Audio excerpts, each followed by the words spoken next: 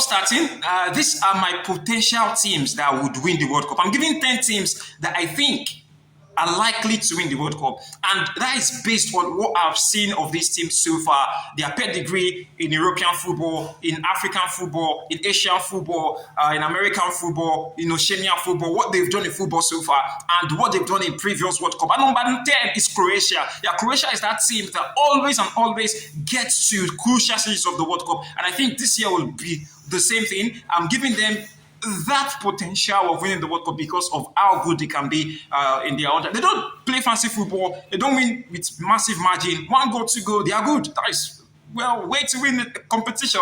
Just saying. Number 9 is Brazil. Well, Brazil is based on what they've done. Their pedigree. The current Brazil, maybe not up to that position yet, but what they've done, you can never write off the Brazilians, and they'll be number 9 on that list. Number 8. Yes, it's the team that surprised the world last time out, and that is Morocco. Morocco is that team that a lot of people never saw coming last World Cup in Qatar. This time around as well, they'll prove a point, and yes, that is why they are number 8 on my list. Number 7, well, I just had to find a way to put them in, and that is Portugal. And that is because Portugal right now are, a very good team, star-studded players, but they're not coordinated. They don't play like a team, especially with the match they play against Nigeria. They were very, very lucky to get that victory against Nigeria, by the way. I think Nigeria really showed them maybe what they were expect from the World Cup. Yeah, that is a very competitive friendly. But that was a very competitive friendly. But that being said, Portugal will be number 7 potential. They have Ronaldo, there's an X factor. Bruno Fernandes is there. Maybe João Neves, he knows how to control the midfield.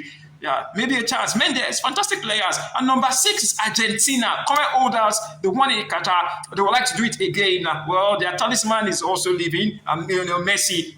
They have the chance of repeating what they did before. They've done it before, so why can't they do it again? And that's why they're number 6 on the list. Well, number 5 is the Dutch, Netherlands. It's or Holland, if you like to call them. Yeah, they actually are this team that they are star-studded, but nobody really talks about them. They just coded somehow, the Netherlands. They just come in and do their job and go. With the players in the squad, they think people should make noise about them. But no, the orange, if you like them, they're like that. Just cool, calm, collected, and when things need to be done, they get the job done. Let's see if they will do it this World Cup. Yeah, they'll be number 5 for my potential team. Number 4 is Senegal. You're shocked there. Champions of Africa. I think they would like to prove a point at this World Cup, and they will. And they have potential. They have potential also to do something. They have that star players. The players are good and they are ready and eager. That is one thing I like about Senegal. And number 4. Number 3 is England. Yeah, the English team. Most people might be saying, why England number 3? How come?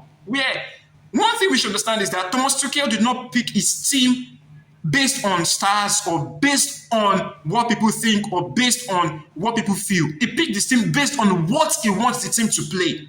Exactly. What he himself wants the team to play. If you check out that English squad, you see that most of the players are based on his own preference.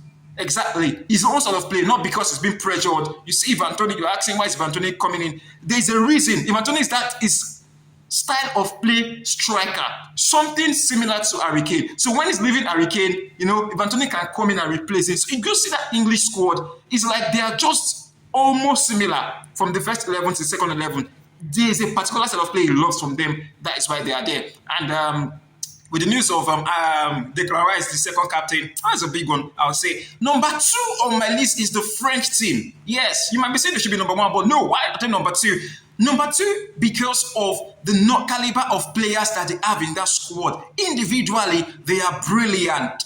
The problem is collectively, which might affect them in the long run at the World Cup. So individually, you see them, Dembele, Ballon d'Or winner, what best as well. Mbappe, potential when it comes to Ballon d'Or, what best. They are talking about Cherki. What are you talking about? Olise, fantastic. N'Golo Kante, I'll always mention him, one of my best players to watch, at the World Cup. But France are number 2 because that coordination seems not to be there. And the team that really have the coordination and the flair and the pattern of play, style of play is Spain. That is why they are number 1 on my list. Spain, aside the players that they have that coordination and that quality. They can, work together and move the ball together. It's not selfish Spanish side. Nobody's seeking for glory. It's the team that comes in mind for Spain. And that is why the Spanish side are my potential team to win the World Cup. It's the first edition.